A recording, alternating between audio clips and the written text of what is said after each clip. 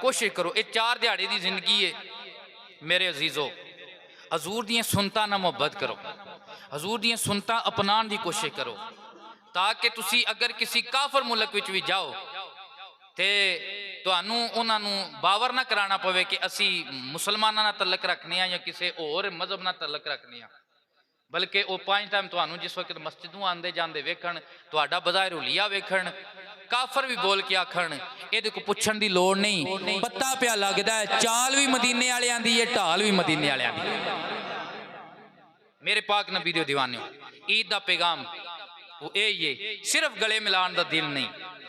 मोमन मुसलमानों, सिर्फ गले मिलान का दिल नहीं, सिर्फ मुसाफे का दिन नहीं, बज़ाहिर एक दूजे नू ईद मुबारक कहने का दिन नहीं, बल्कि वो जड़ियाँ पुरानियां कदूरतां जड़ियाँ साड़ियाँ पुछ दर पुछ साड़ियाँ दिलों में आउंदियां पियां, वो बुगज, वो हसद, वो पलीती जड़ी लैके असीं फिरने पे ते बज़ाहिर एक दूजे नाल मुनाफकत के तौर पर असीं मिलने। ईद ये जितनियां भी ईदां ने, जितने भी योमे सईद ने, ये सानू दर्श देंदे ने दिल मिलाओ। आखलो सुभान अल्लाह। ये दिल मिलान का दिन है। वो पुरानियां खबासतां कढ़ के जदों दिल मिलेगा तो माशरे च अमन आवेगा, जदों दिल मिलेगा तो फिर पिंड के अंदर खूबसूरती आवेगी। जदों तक दिल ना मिलन उस वक्त तक असीं एक दूजे दी टंगा खिंचते रवांगे, लत्तां खींचते रवांगे, फलाना अगे ना लंघ जे, फलाना अगे ना लंघ। ईद वाले दिहाड़े बस सोहना मिल लिया, अगू सारा साल असीं एक दूजे दे नाल लड़दे रहे, सारा साल असीं एक दूजे दीयां लत्तां खिंचते रहे।